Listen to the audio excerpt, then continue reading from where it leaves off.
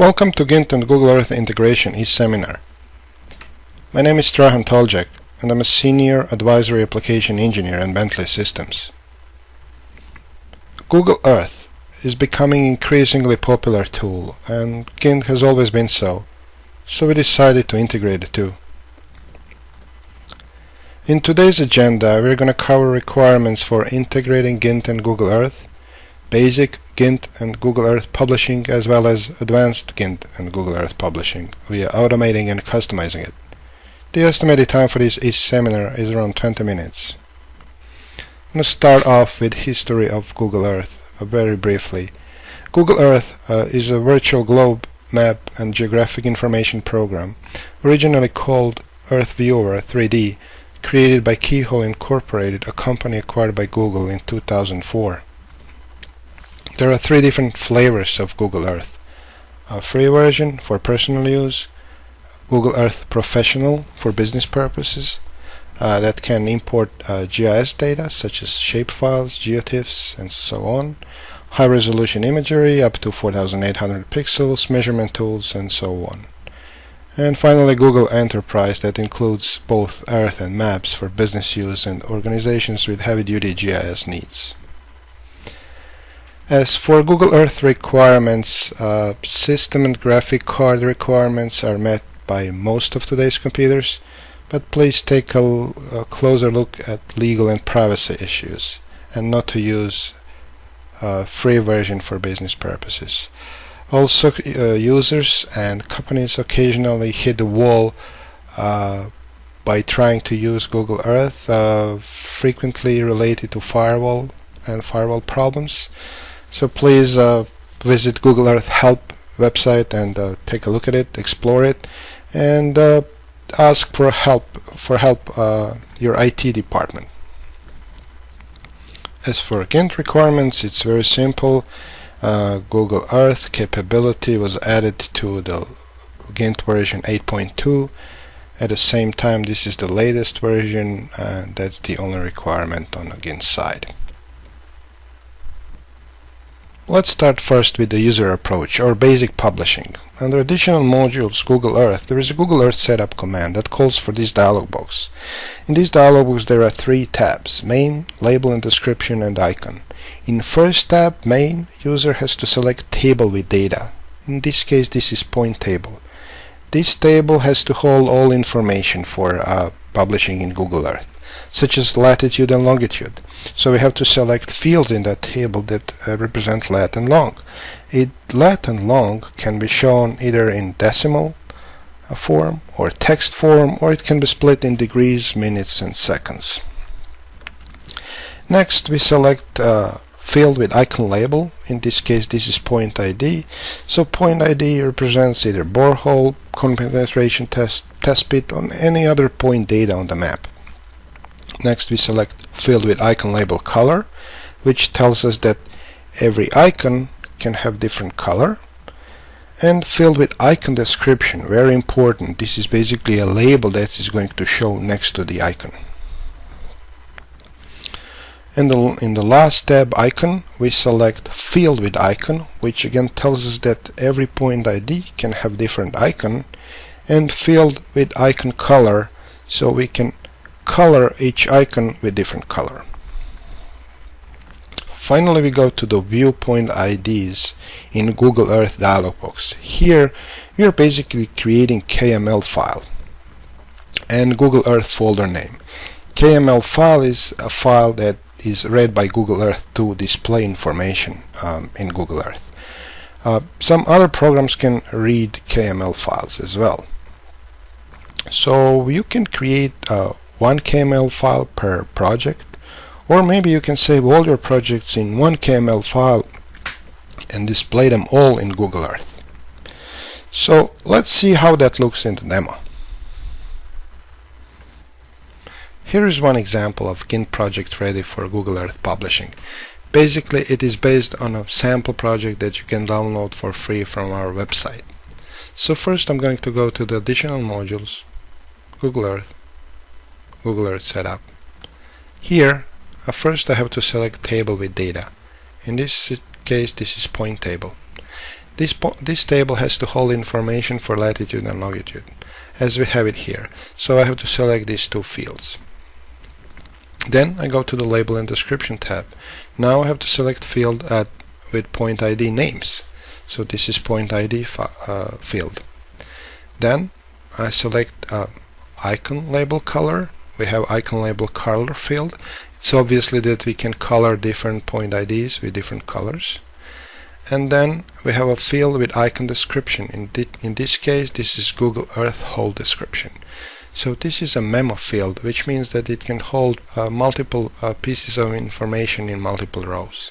Finally, I go to the icon tab and then select field with icon. So this is field with icon, which actually points to an image that is going to be used to represent point on a Google Earth map. And last thing I want to select is icon color, which means I may, if I want, color this image as I wish. Next I go to additional modules again, Google Earth, but this time I select viewpoint ID in Google Earth. It's going to give me this dialog box, and now I have to actually create a KML file which is read by Google Earth. I'm going to save it, and I have to create a Google Earth project name. So I recommend you use project name or number. Optionally, you may select some points, or you may select all the points to show on the map. If you leave it blank in GINT, by default that means all the points. So I'm going to click OK. At this moment, KML file is created on the fly. Google Earth is launched, and this KML file is read by Google Earth.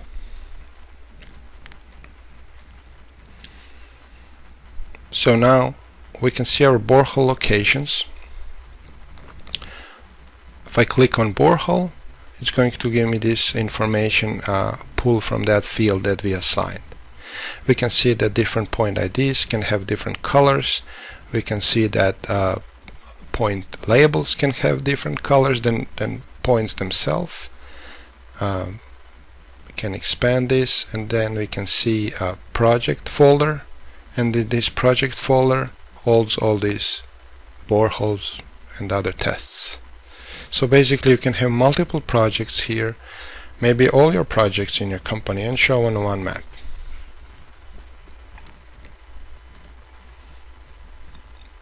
That would conclude user approach demo. Let's take a quick look at a power user approach now. We are not going to cover that in great detail, because all the user has to do is just to click on a command and run it. Now this is accomplished via so-called gINT rules, which is nothing else but application programming interface, or API. And if I open gINT rules code dialog box, you will see additional modules, which are basically additional commands that user can add to GINT and expand GINT power and tailor it per their company needs. This power user approach also allows us not to have redundant data, because with code now we can harvest database and extract any piece of information from any field and any table and compose it into a label to be shown on a Google Earth map. If we take a closer look at gINT rules, you may recognize that it looks very similar to the Visual Basic for application.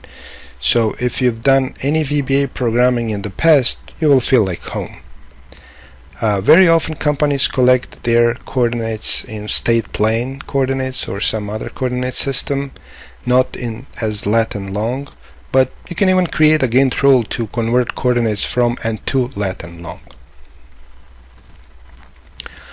Let's take a look at the demo now. This is another example of gINT project ready for Google Earth publishing.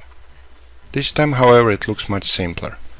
The reason for that is because most of the processing is done by the code, so all the user has to do is just run one command. Before I run this command, let's explore gINT rules code. In this dialog box, we can see two tabs. The List tab shows the list of all additional modules developed by Power User to extend the power of gINT and tailor it per their company needs. And then the Code tab, which is basically code editor, where you can add and modify your code. This GINT project is based on a sample project that you can download from our website for free, so we can explore the code and modify it per your needs. So let's run the command. This dialog box is optional, so I'm just going to click OK button. Let's name the file KML and run it. This is going to show us boreholes on the map once again.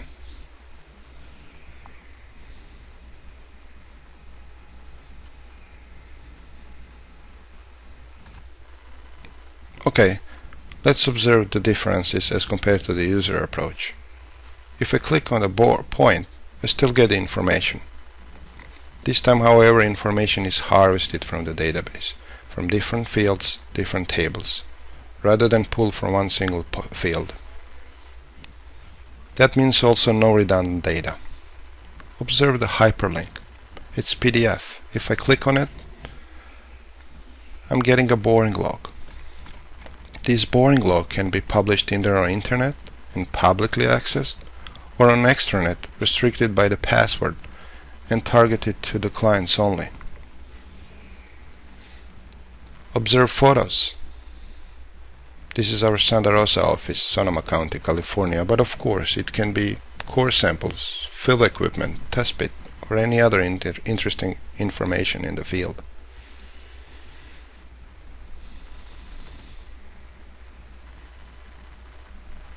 Finally, observe the logo at the bottom of the screen.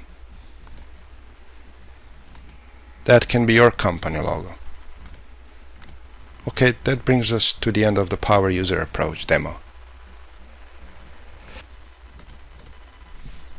In summary, we covered requirements for GINT and Google Earth integration and showed how to share your GINT data with clients in popular GIS environment, Google Earth. How we can help? Well, give us a call to upgrade to version 8.2. We also offer online custom training, and we have excellent technical support. Give a call to our professional services for custom work. We do the programming for you or any other customization. The end. Thanks for attending. Please send your suggestions or comments to randy.tardy@bentley.com. And please pay us a visit at www.bentley.com/onlybentley.